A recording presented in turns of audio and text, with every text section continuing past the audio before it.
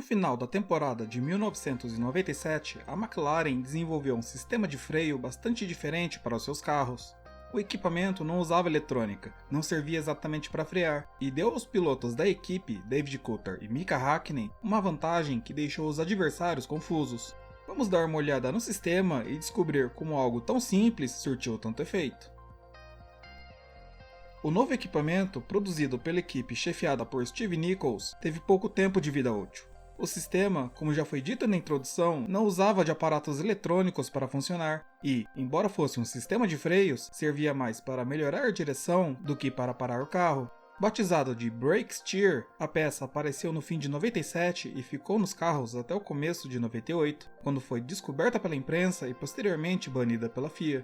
A invenção nasceu de um problema da McLaren. O carro usado na temporada de 96 tinha problemas de estabilidade na parte frontal, especialmente nas curvas. No início da temporada seguinte, 97, Nichols teve uma ideia: por que não instalar um freio extra no carro para ajudar na correção da trajetória do piloto? A ideia era relativamente simples. O equipamento não serviria por si só para diminuir a velocidade do carro. Ao invés disso, o piloto frearia normal para fazer a curva, e enquanto estivesse fazendo o contorno, um segundo pedal de freio poderia ser acionado para frear apenas uma das rodas traseiras. O sistema poderia ser ajustado para escolher qual roda seria freada, e nesse caso a preferência ficava com a roda interna curva, ou seja, uma curva à direita exigia o freio traseiro direito, e curvas à esquerda o freio traseiro esquerdo. Quando o piloto fosse fazer uma curva, ele poderia pisar tanto no acelerador quanto no pedal extra. O resultado da manobra era bastante interessante. Ao frear apenas uma das rodas, a trajetória do carro era corrigida, dando uma vantagem extra aos pilotos da McLaren. A ideia ainda tinha mais vantagens do que simplesmente corrigir a trajetória.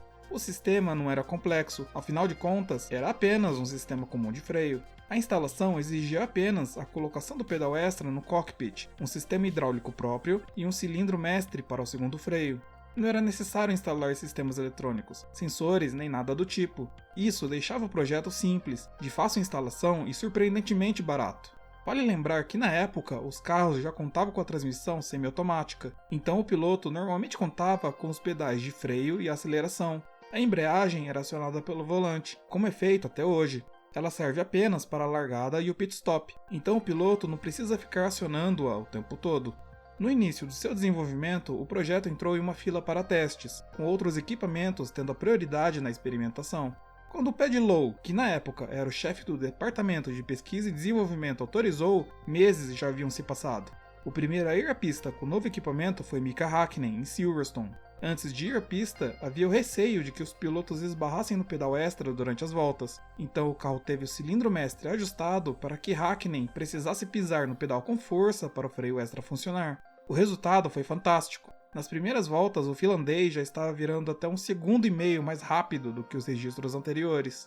Embora Häkkinen tivesse adorado o novo equipamento, havia ainda um problema a resolver. Coulthard, que na opinião dos engenheiros seria o mais beneficiado do freio, ainda não estava tão aberto a todas as novidades que vinham chegando na Fórmula 1. Uma delas era a questão da embreagem de mão. O piloto escocês preferia o acionamento ao estilo antigo, no pé.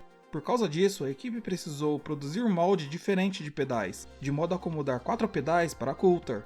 A McLaren ainda negociou com o piloto para tentar usar apenas 3 pedais, mas não teve sucesso. O escocês estava interessado no sistema, mas precisava ser com 4 pedais. Os mecânicos adaptaram o equipamento e acharam o espaço que Coulthard queria.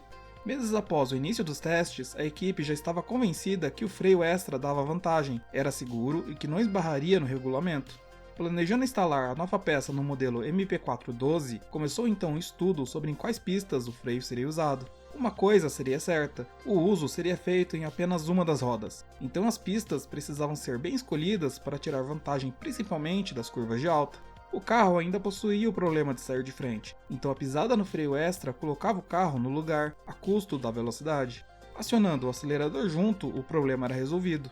Com a manobra, a roda externa recebia mais torque do que a roda interna. Era essa a diferença que ajustava o carro na curva, especialmente se ele tivesse o problema que a McLaren tinha. Com todos os testes feitos e o equipamento instalado, a equipe colocou o carro na pista de forma oficial no GP da Áustria, a 14ª etapa do calendário de 17 corridas. Ver a McLaren entre os primeiros não era algo muito comum. Hakkinen se classificou para o GP em segundo, a apenas 94 milésimos de segundo de Jacques Villeneuve, e na corrida, Coulthard, que largou apenas em décimo, chegou em segundo.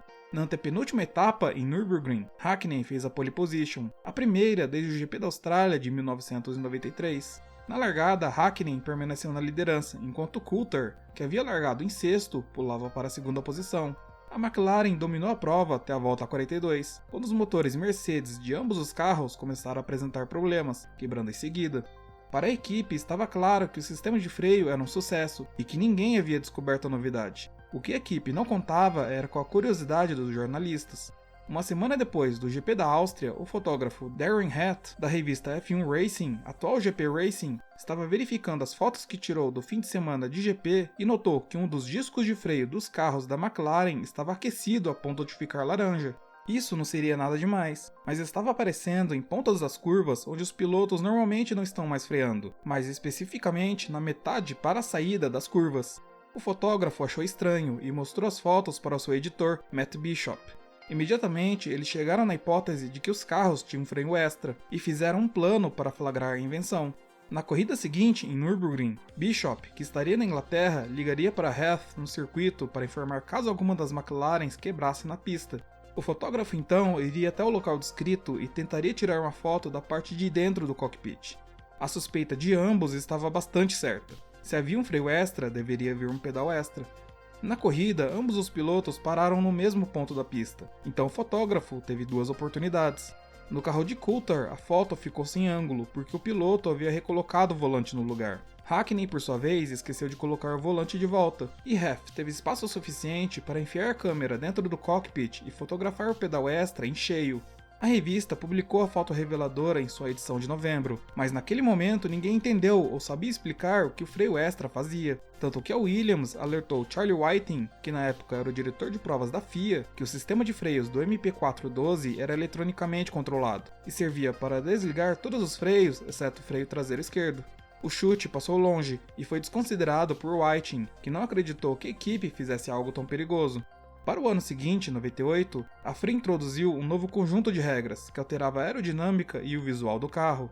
Os carros ficaram 20 cm mais estreitos e os pneus passaram a ter sulcos, visando a diminuição da chamada aderência mecânica nos carros.